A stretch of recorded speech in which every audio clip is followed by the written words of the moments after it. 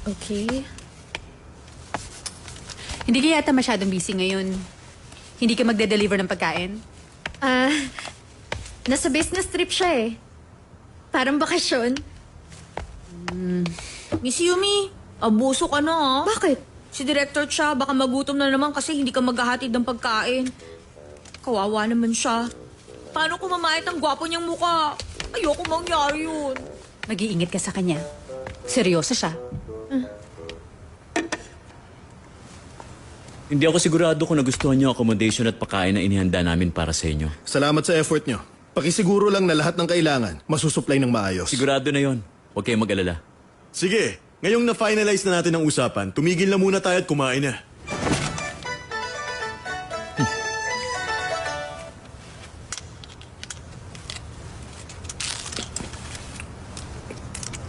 Sa tingin nyo, okay ba ang pagkain? Masarap siya. Kain Kain kayo. Melvin, pakiramdam ko parang may kulang yata. Huh? Pakiramdam ko kasi parang may kulang talaga eh. Kakakain mo pa lang 32 minutes ago ah. Ay, sasabog na ang tiyak ko. Yun mismo ang sinabi mo. Oo nga, sinabi ko nga yun. Pero parang may kulang talaga eh. Kung ganoon, gusto mo ba dumaan ulit tayo sa restaurant? Hindi naman ako ganun kagutom. Gusto ko lang ng simpleng pagkain. Hindi kaya ang kulang na sinasabi mo, yung hinahatid na company meal? Tama ka. Yun nga yun. Pero weekend ngayon, walang trabaho. Kaya Hello? wala siya. Ako to. Mama? Anong sabi nito? Mama raw? Saan kaya siya pumunta? Tiniwan pa yung bata. Naku. Hello? Sino yung sumagot? Ako lang yun. Natutulog kasi ako eh. Akala ko ikaw ang mama ko. Bakit ka tumawag? Hindi pa ako kumakain ng tanghalian. Pumunta ka sa bahay ko at paghanda mo ako ng pagkain. Pero weekend ngayon. Nagpahinga ka naman nung ilang araw na wala ako, di ba? Ayaw mo na ba ng trabaho mo? Hindi naman sa ganon. Huwag kang malilate.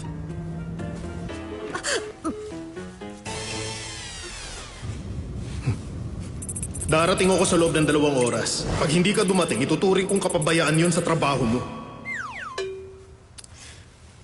Mama mo.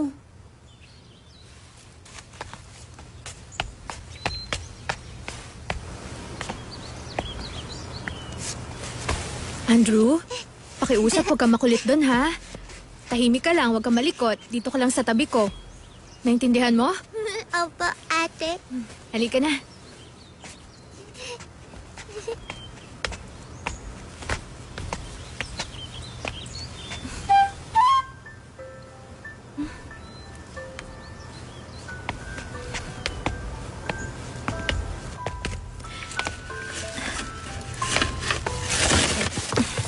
Ayan.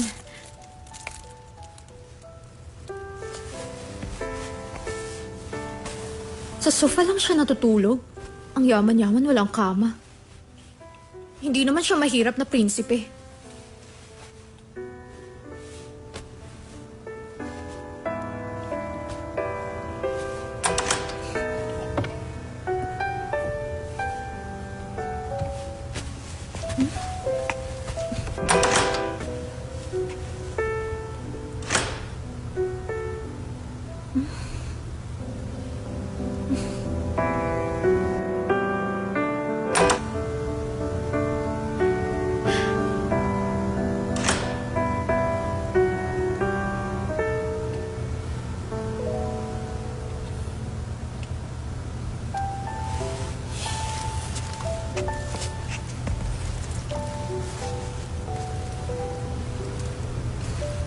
Bakit kaya ganun?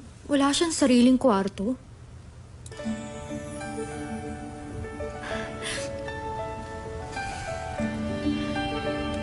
Konting paminta. Kailangan ko. Nasaan kaya ang paminta?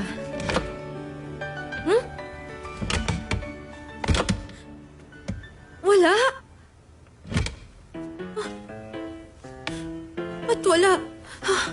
Maganda nga. Wala namang laman. Bakit walang sariling ko kang tagapagmanang yun? Hoy! Andrew?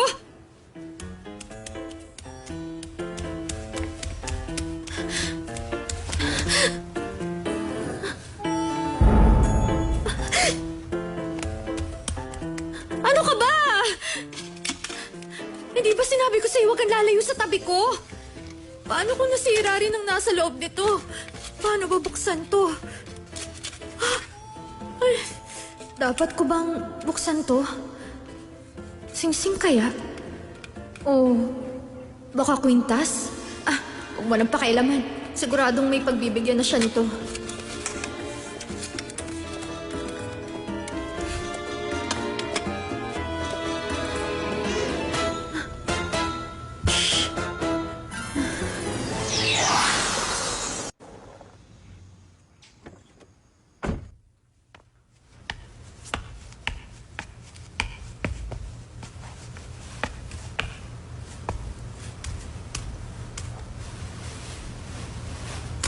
Miss Yumi Lee!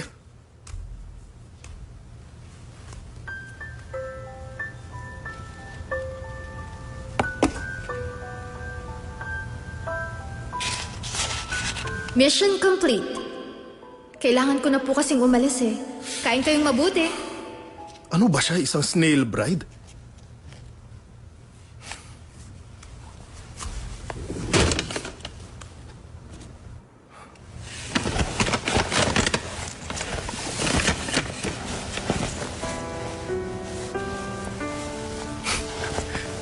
Akala ko ba tinapon na niya to?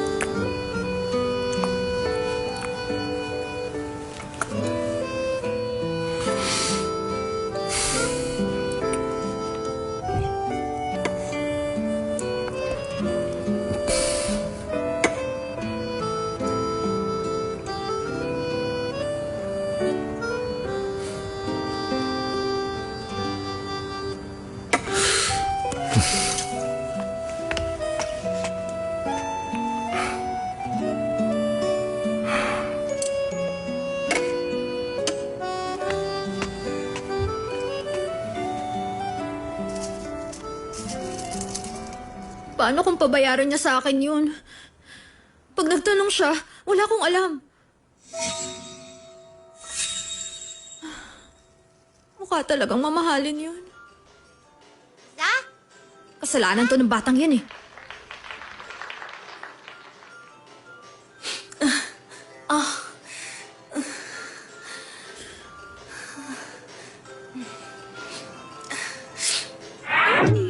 Para saan to? Pag naghihiwa kayo ng sibuyas, maglagay kayo ng tinapay sa bibig nyo. Makakatulong ito ng malaki para hindi kayo maiyak. Tandaan nyo yon? Marami talaga akong matututunan sa'yo. Matututo rin ako magluto ng masarap. Para kanino? Sa boyfriend? Sikreto yun. Sabi niya, wala kayong relasyon. Siguro nga diamond ang laman nun. Isang malaking diamond.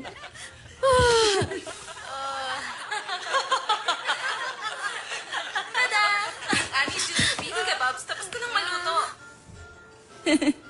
Gusto kong ipatikim sa inyong luto ko. Pipili ako ng isa sa inyo para malaman ko kung anong lasa nito. Ako lang. Gusto ko matikman yan. Sige, kung ganun, tikman nyo at sabihin nyo ang lasa. Sige nga. Patikim din kami, ha?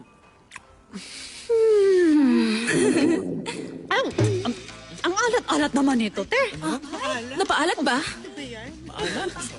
Ay, kahit di rin ako marunong magluto, pero kaya ko magluto ng mas masarap kesa riyan. Alam mo ba yon? Maalat.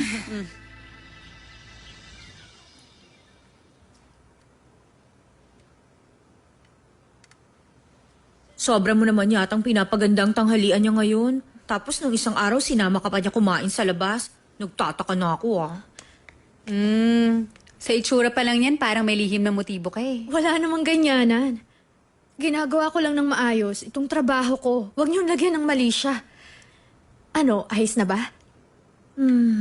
Sa tingin ko, ang sasabihin ni Director Cha... Bata ba ako? Hindi naman po sa ganon. Eh ano to? Anong kahulugan nito? Ano nga to? Gusto mo bang lumabas tayo?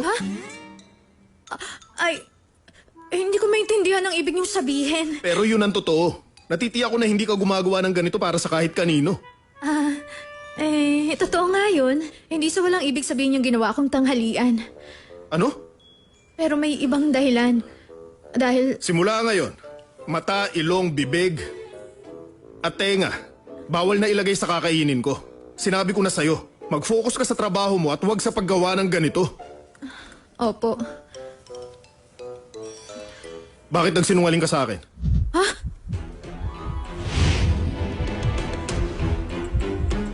Yung coat ko. Sabi mo tinapon mo yun. Yun ba? Mukhang mahal kasi eh. Kaya, Yun ba ang dahilan? Kasi mahal? opo.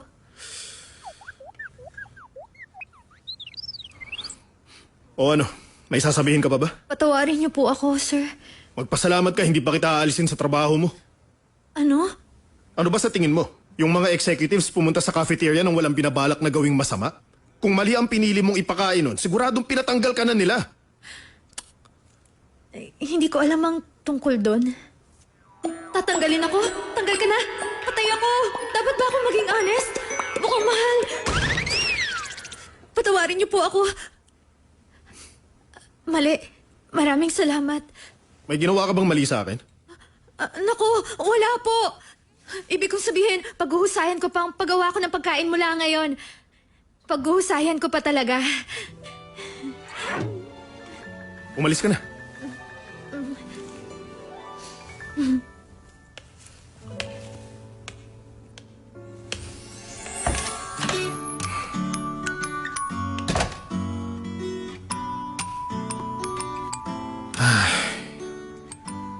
May cute side siya pero hindi bagay sa kanya.